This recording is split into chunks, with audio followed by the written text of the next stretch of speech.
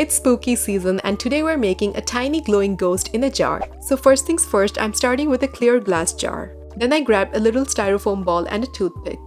I poked the toothpick into the styrofoam ball and stuck it into a foam base so it stands upright. Next we'll need a small square piece of white fabric and some Mod Podge. I added some water to the Mod Podge to dilute it a little bit and made sure to mix it well. I trimmed the corners of the fabric with scissors, rounding them slightly for a softer look. I dipped the fabric into the mixture and once it was fully coated, I gently squeezed out the extra glue so it's damp but not dripping. Then I placed the fabric on top of the styrofoam ball, adjusted the drapes to my liking and set it aside to dry.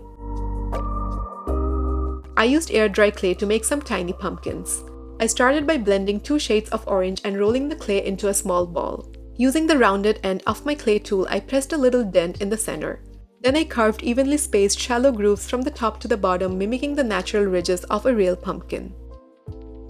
I created the pumpkin stem by blending a touch of dark brown into green clay, rolling it into a small stem and pressing it into the center dent. Once it was in place, I refined the shape and trimmed away any extra clay. In the same way, I made another pumpkin slightly larger than the previous one. After the fabric had dried completely, I lifted the ghost off the foam base and removed the toothpick. I dipped a small detail brush into black acrylic paint and painted 2 tiny ovals for the ghost's eyes. To create a tiny tree, I snapped off a small piece of twig and added a dab of hot glue to the base. Then I placed it on one corner of the jar and secured it in place. On a piece of cardboard, I drew a tiny headstone shape and cut it out. I also cut a second headstone slightly smaller than the first.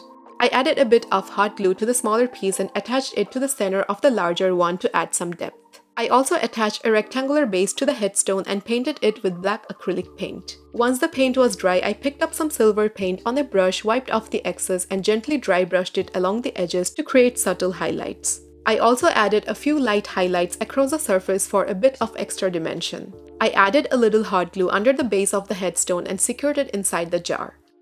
Next, I grabbed some green moss and arranged it around the bottom of the jar to cover the base, creating a natural textured ground for our mini spooky scene. I also sprinkled some colorful stones on top of the moss to add extra texture and visual interest. To make the ghost glow, I used a small LED string light. I started by coiling the lights, leaving a bit of extra length. Then I tucked the coil under the fabric like so. I placed the ghost inside the jar, adjusted its position, and finally added the miniature pumpkins around it to complete the scene. For the final step, I added a dab of hot glue to the inside of the jar lid and secured the battery pack in place. And that's our finished DIY ghost in a jar. It turned out so cute and perfectly spooky. Thank you for watching and I'll see you in the next one.